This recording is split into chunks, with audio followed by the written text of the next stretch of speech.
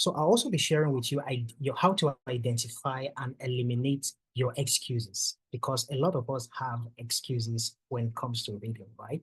I'll also be showing you how to design your reading plan or list.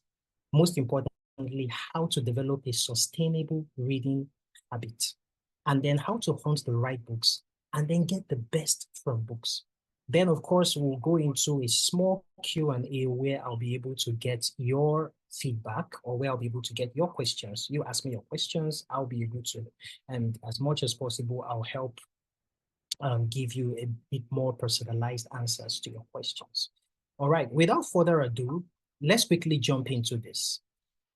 In 2014, this sounds very interesting. In 2014, right, there was this April Fool's prank that was done by NPR, right? I think it's National Public Radio. It's based in the US, and it's a media house.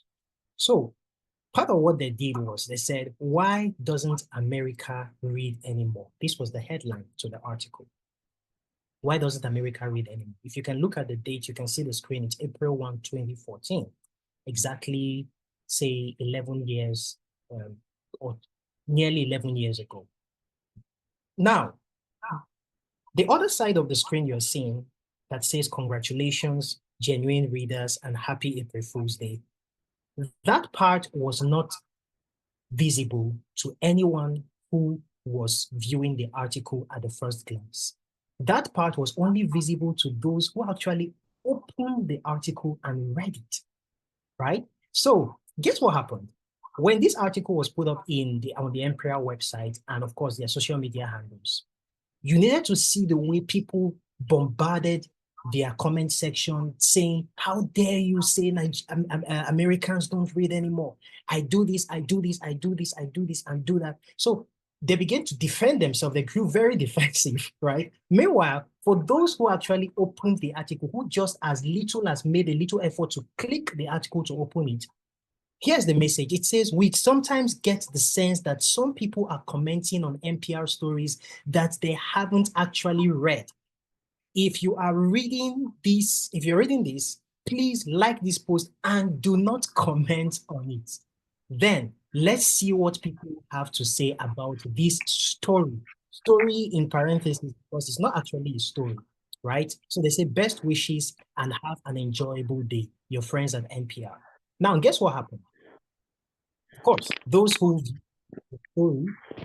actually to view did not necessarily have the need to go to the comment section and begin to, lambast NPR for daring to assume that they don't read, or Americans don't read, right? So what they did was that for anyone who have read it, of course, you would stay quiet, you just obey the instructions and do what they wanted to catch those people who didn't even as much as open the screen or opened the book to read, or the article rather, right? So here's what happened. It became very clear. The vast majority of those people who viewed the article or who interacted with it did not read it. And this is just for a newspaper article. How much more books? If people are this lazy as to just click the article. There was even a time Twitter started to make a prompt. They included a prompt program on the website that if you want to, immediately you see a story and you try to share it, the prompt will come up and say, "Would you mind at least opening this story to read it before sharing it?" How many of you saw that? If you encountered that on Twitter, let me know if around the time, just put it in the comments so that we'll know. All right. So within that period, it was very clear that most people were not reading these articles. Now, here's the dismal statistics. Scale it down to Africa. African countries were not among the top 20 in hours spent reading per week last year. No, 2023. This is a 2023 statistic. India, China, and Thailand ranked 8 to 10 hours per week. World Culture Score Index. That's the source of this stat. So within these countries, we have a good number of people who average at least 1 hour of study time every day. That's amazing, right? But a huge percentage of the global statistics do not even go as far as doing this bare minimum. 1 hour is just 60 minutes of a day. We have 24 of them, right? 24 versions of those 60 minutes. Only a handful of people get to the point where they are able to just dedicate 1 hour to this, to study, right? Only a few people get to that point where they are able to dedicate just 1 hour to study. And let's bring it down to Nigeria. Over 60% of Nigerian graduates never read a book after school. They never read a book after school. Over 60% of Nigerian graduates. After school would mean after the university, of course, not secondary school, thereabout. So, and also the average number of books read per adult per year declined from 15 books in the mid-1990s to less than 5 in recent years. What does that tell you?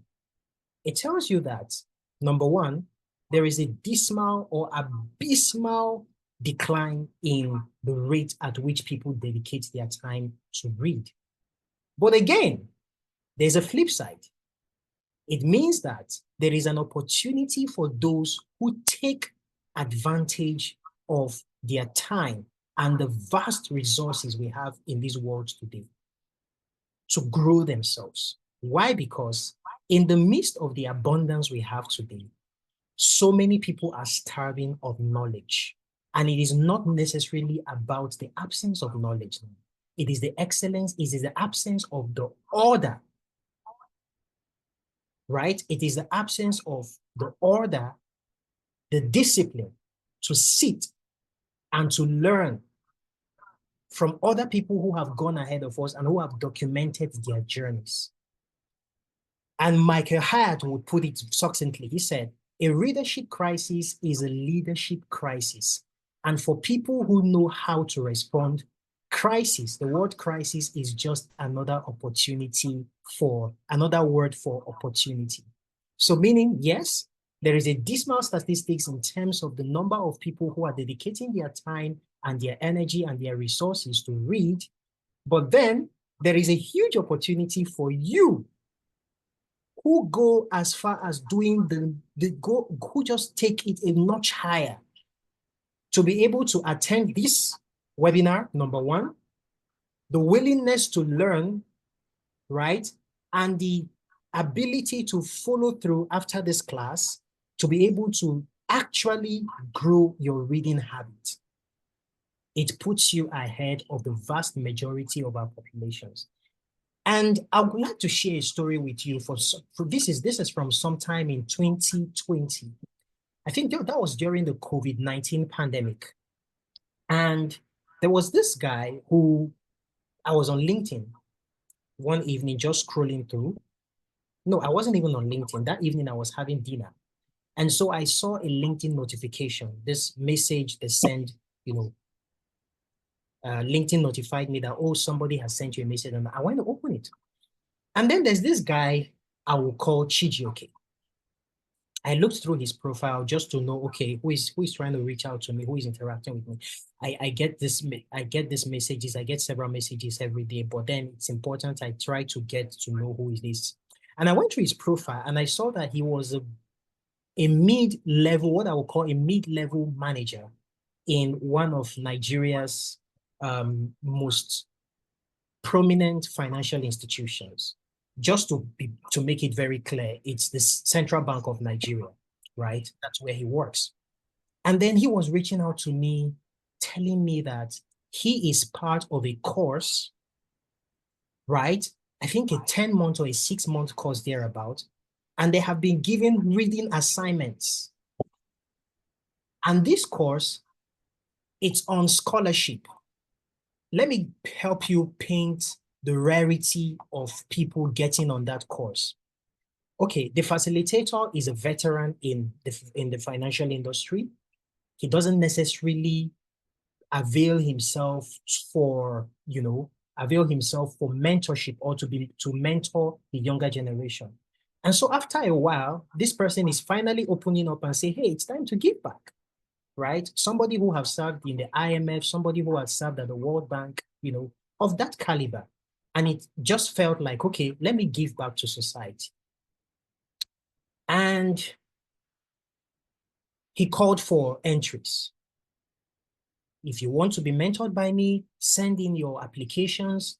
So they sent in the applications. At the end of the day, I think 5,000 qualified people, because the criteria was stringent, of course, to weed out as many non-qualified people as possible. First, you had to be a mid-level manager at a major financial institution in your country and all of that. So they were stringent. You must have spent a certain number of years in the sector. You must have this, you must have done this and that and that. So Chijioke qualified, right? Out of over 5,000 applicants, I think there were 50 who were picked. If you do the math, that's 1%, right? 1% of people were picked out of 5,000 people. And Chijioke was one of them. But he was on the verge of getting kicked out of that prestigious program because he couldn't keep up with the reading assignments. And he kept telling me that, of course, we scheduled a call much later. And on that call, he kept telling me that he will not be able to forgive himself if he gets kicked out of this program simply because he was too busy to read or to read up or to follow up on the reading assignments. This was a high stakes issue, right? And I knew I needed to help this guy really fast because this was more like an SOS. It was a call for help. Now, I took Chijioke through a process that I will be taking some of you here today. I'll be taking you through today. Of course, this is more like a watered down version because for him, it was so personalized. We're over 40 something in this class. So I'm not sure I'll be able to go around to, go into all that details personally. But what you'll be learning today is a bit of what I passed him through.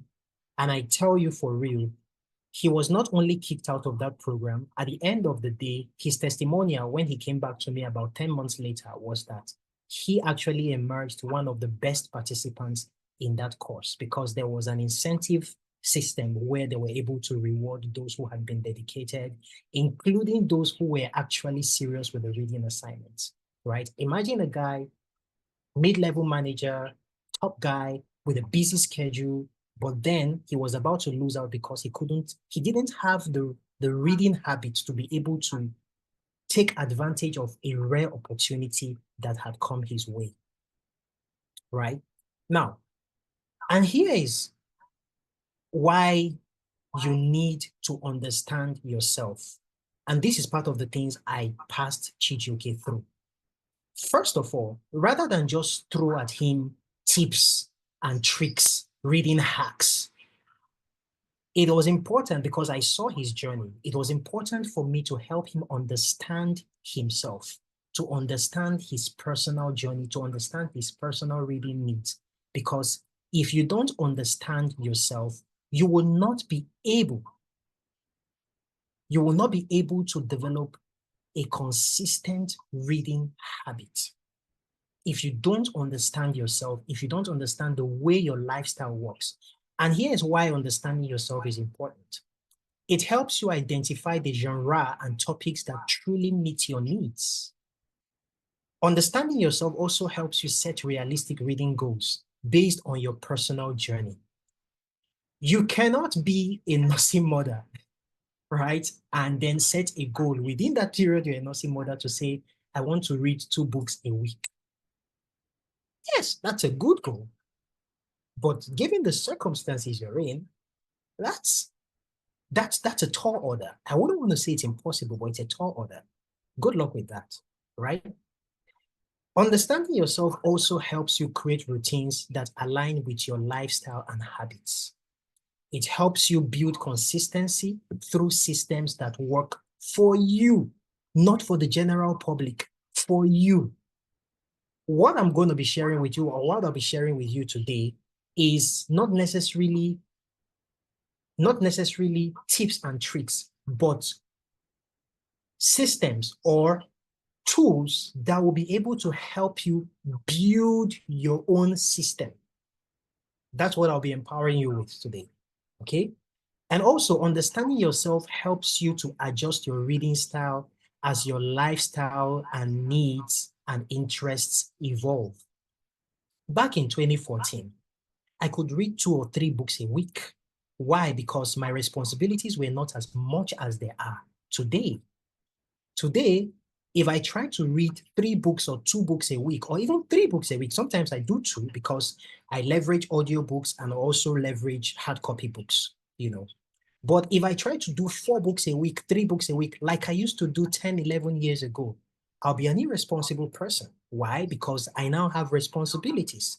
And I'm sure that a lot of you in this class are in this class today because as much as you love to read, as much as you want to read, real life keeps getting in the way of your growth process. You see that? And I'm sure that's why you're here. And why I created this class is because it's not necessarily about the lack of willingness for most people. It's just the fact that real life can be so disruptive that it gets in the way of even your purest or best intentions. All right. So this is